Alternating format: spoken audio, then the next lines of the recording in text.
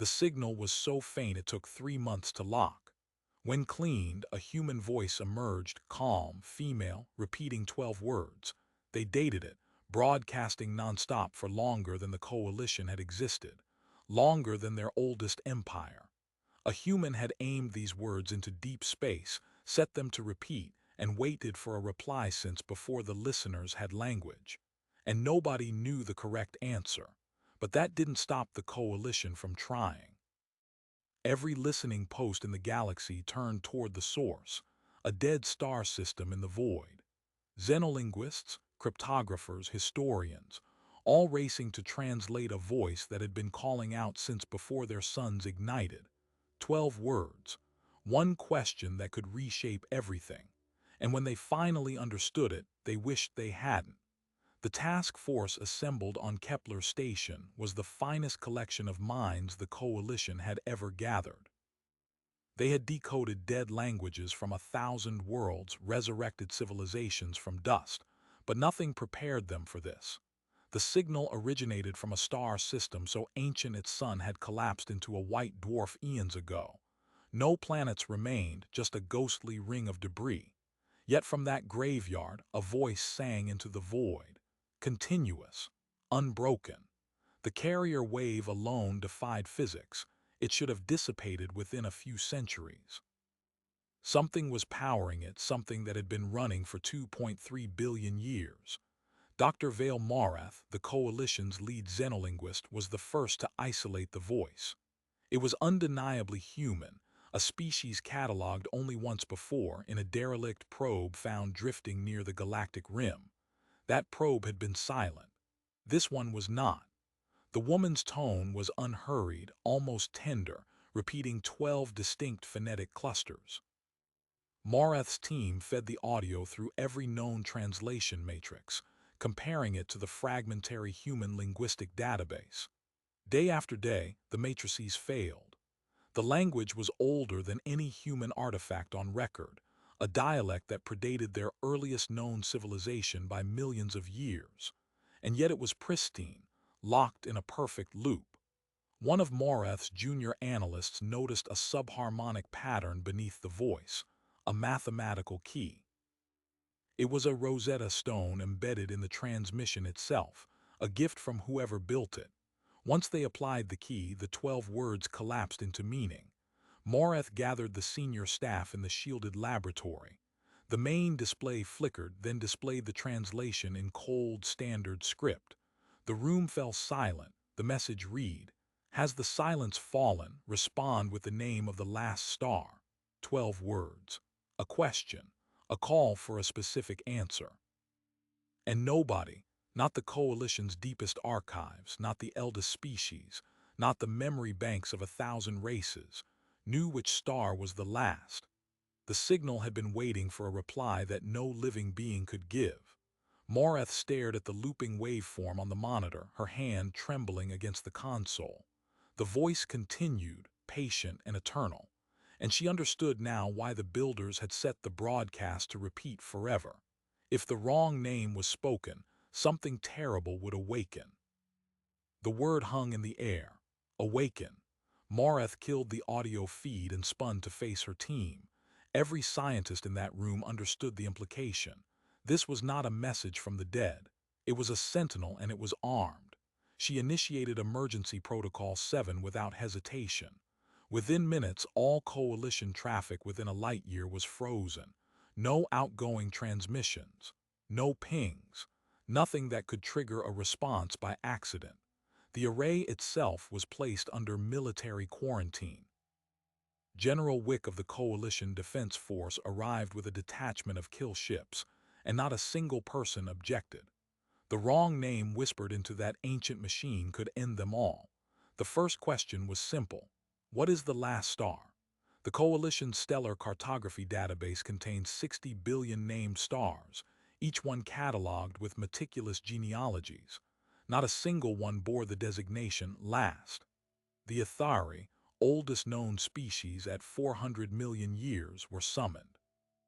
When Morath played the translated message, the elder ambassador flickered its chromatophores in a pattern older than language itself. It took 3 xenopsychologists to decode the meaning. Terror.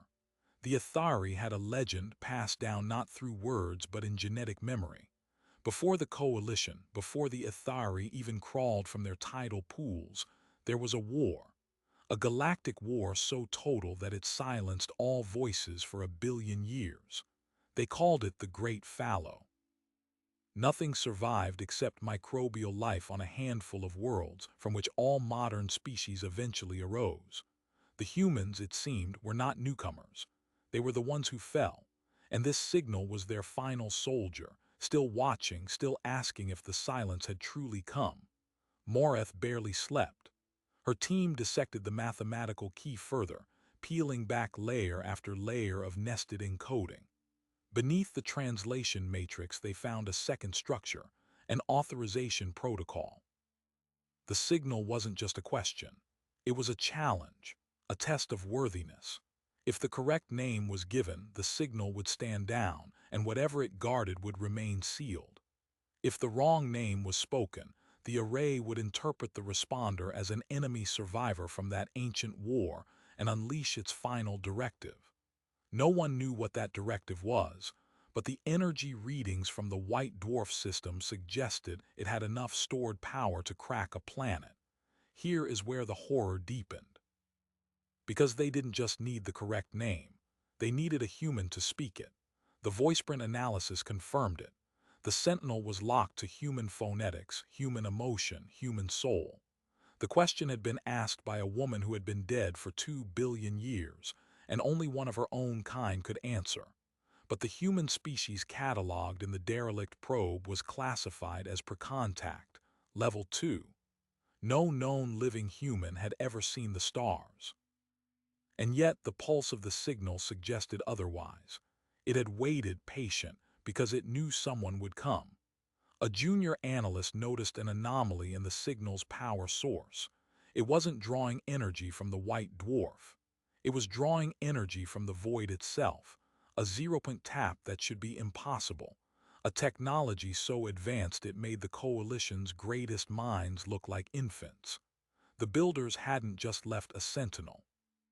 They had woven it into the fabric of space-time, ensuring it would never shut down until it received its answer. And embedded in that power grid was a countdown. The signal had a fail-safe. If no correct answer arrived before a predetermined threshold, the Sentinel would assume the galaxy was still hostile and activate. The clock was not measured in centuries or years. It was measured in days. 72 hours by the best estimate. The coalition erupted. Species that had never known fear drafted desperate plans. Some demanded immediate evacuation of the core worlds. Others argued for a preemptive strike, destroy the array before it could complete its countdown. General Wick dismissed that in seconds. Anything that could tap vacuum energy could swat their entire fleet like dust. The only way out was through. They had to find the answer. Moreth believed the clue lay in the derelict human probe itself. The original probe had been dismissed as a failed deep space explorer, but now she suspected it was a beacon, part of the same network as the Great Sentinel. She had the artifact brought to Kepler Station under maximum security. When her team opened its sealed memory core, they found something no one expected: a star chart. Not of the galaxy as it is now, but as it was 2.3 billion years ago. At its center, marked with the same 12-phrase frequency, was a single star system. A system that no longer existed. It had collapsed into a supermassive black hole long before the coalition's oldest star had even ignited. The last star was not a memorial. It was a tomb, and someone had to speak its name before the clock hit 0. Moreth stared at the star chart projecting from the derelict probe's memory core, a ghost map of a galaxy that no longer existed. The dead system was circled in a halo of red, but there was no alphanumeric identifier, no catalog reference, nothing that the coalition's databases could match. The probe had given them a tombstone without an epitaph, and the clock on the Sentinel's fail-safe was now at 68 hours. Panic began to ripple through the task force.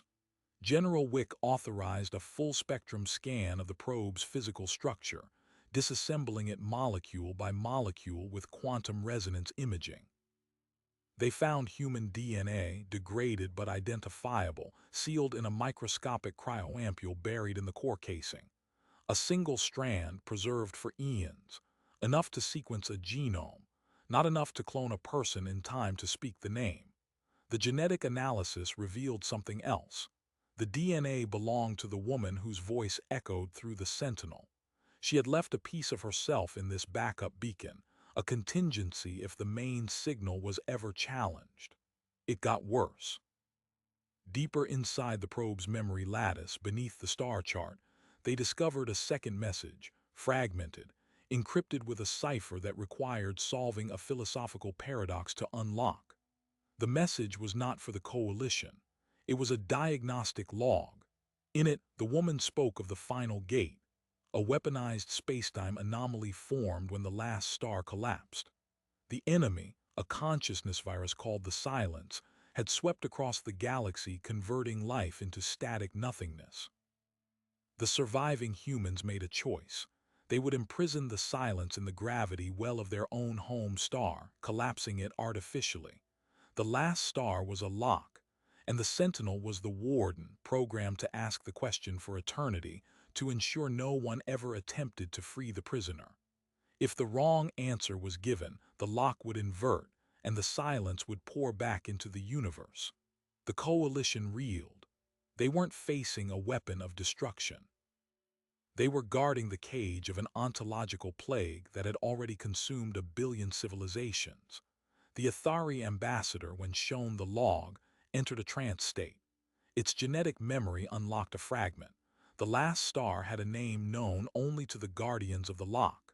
The guardians were a human order called the Remembrancers, and they encoded the name in a sequence of musical tones that could only be perceived by a living human's auditory cortex. No transcriptions, no recordings. The Sentinel's challenge was a literal voiceprint test. It needed the exact neural signature produced by a human brain hearing the name and speaking it aloud. Without a living human, the remaining options were grotesque. One faction proposed using the DNA to accelerate grow a partial human clone, a brain-dead vessel that could be conditioned to emit the correct phonetic response. The ethical committees were still debating when the Sentinel's countdown shifted. It had been broadcasting for 2.3 billion years, but now, for the first time, it pulsed. A sweeping tight beam transmission lanced from the White Dwarf system toward Kepler Station, paralyzing all systems. The Sentinel had detected the probe's activation. It was demanding a status update. They had 1 hour to respond, or the failsafe would advance to terminal phase. Moreth shut down the audio and turned to the only person in the room with no diplomatic training, a junior comms technician named Soren who had been monitoring the probe's subharmonics. Soren was deaf, a rare genetic trait, but could feel sound through bone conduction. In a desperate gamble, they fed the Athari's genetic memory fragment directly into Soren's neural interface, translating the musical tones into a tactile frequency. Soren's fingers clenched. He began to hum, a low, wavering tone that resonated with the probe's own harmonic structure. The probe's casing split, revealing a hidden module, a crystalline engram matrix containing a snapshot of the woman's consciousness, preserved at the exact moment she recorded the 12 words. She was not a recording. She was a ghost, a person frozen in a quantum superposition, waiting for a reason to wake. The translation of her log ended with a note. If you are hearing this, the Silence is stirring. I am the last remembrancer. My name is Aryan One. Let me speak the name one final time or all is lost. The countdown reached 47 minutes. Moreth initiated the engram activation sequence, flooding the crystal with power. A holographic figure flickered into existence, a woman with calm, ancient eyes, translucent and shimmering. The probe systems detected a second, deeper wave building from the Sentinel, an unlocking pattern. The silence, after 2 billion years, had found a crack in the cage, and it was pushing. The last star's name was the only key that could seal it shut again, and Aryan, the last human, was about to tell them what it was. But first, she needed to hear a question asked by a living voice. Soren stepped forward, the only person in the room who could ask the question. His vocal cords worked fine, but he had never heard his own voice. He didn't need to. The engram's light pulsed in rhythm with the Sentinel's countdown, now 41 minutes. Aryan's ghost stabilized, her ancient eyes fixed on him.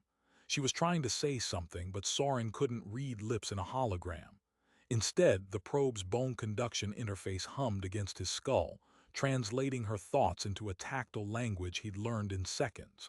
She was giving him the question, the exact 12 words he had to speak, not just the phonemes, the grief behind them. The tone of a species saying goodbye to everything it ever loved. He placed his palm flat against the engram crystal. It was warm, alive. He felt her memories flood through him. Green hills under a yellow sun, children laughing, the first starship leaving orbit, the silence arriving like a wave of absolute nothing. He saw the last remembrancers gathered around a dying star, chanting the lock words that would collapse it into a prison. He saw Aryan, the youngest, chosen to stay behind because her voice carried the exact harmonic signature the Sentinel would recognize. She had been 23 years old. Soren opened his mouth.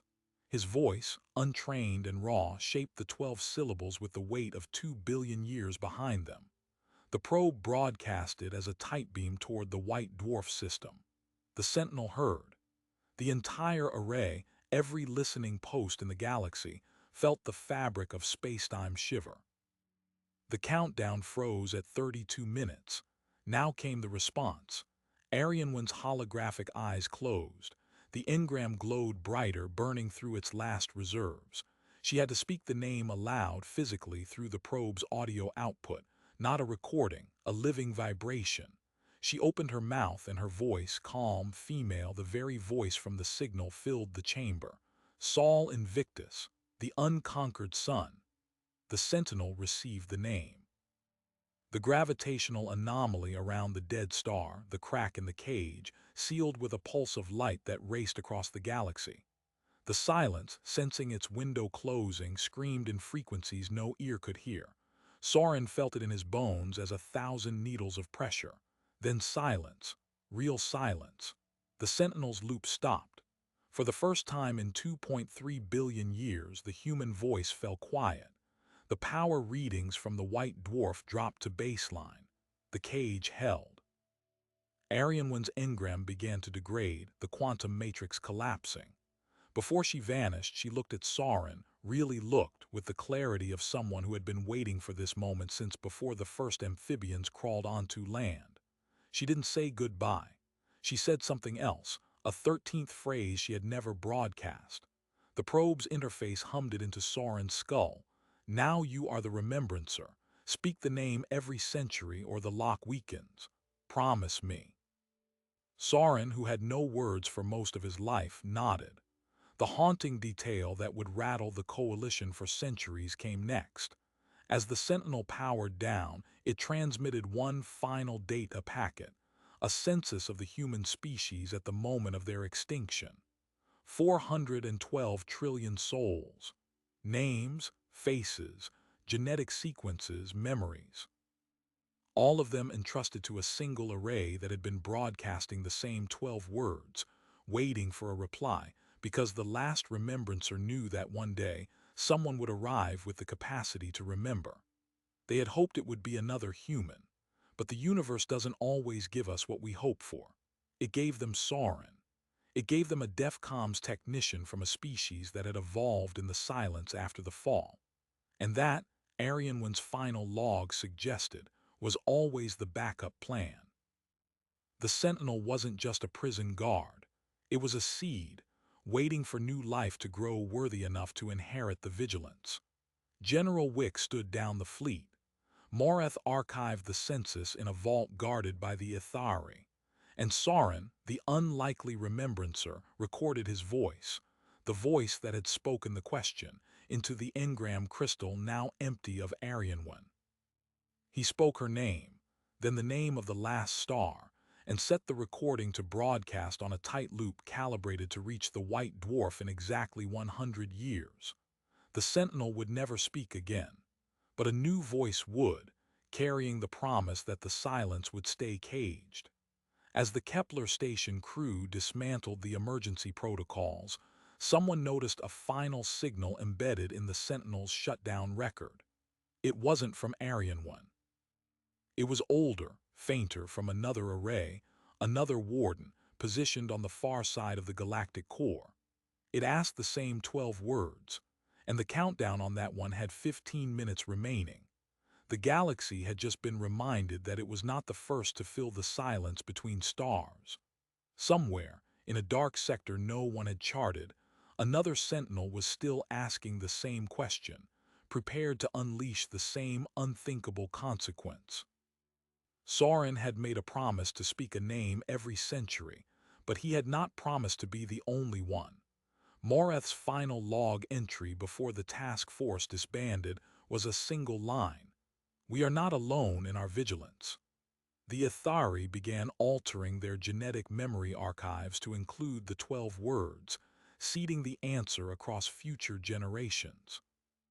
The coalition voted, for the first time in recorded history, to keep a permanent silence zone around a dead star, not to hide from it but to protect it. The human species, 412 trillion strong, had left behind not just a warning but a duty. They had chosen to cage the silence rather than flee, and they had entrusted that cage to whatever intelligence might arise after them. Incredibly, they trusted us. What remains now is a slow, quiet relay that will span eons. The sentinels will continue to ask, and someone, somewhere, will need to answer, because the silence is not dead. It is patient, too, and it knows that one failure, one missed century, is all it needs to finally break free. The faint signal from the far side of the core is still broadcasting, and somewhere out there, beyond the frontier, another listening post is about to realize that the 12 words they just decoded are not a greeting. They are a test. If you want to see what happens when the silence finally speaks, or explore more stories where humanity's legacy dwarfs the stars themselves, make sure to hit subscribe and turn on notifications. The universe is older than we know, and we've only just started listening.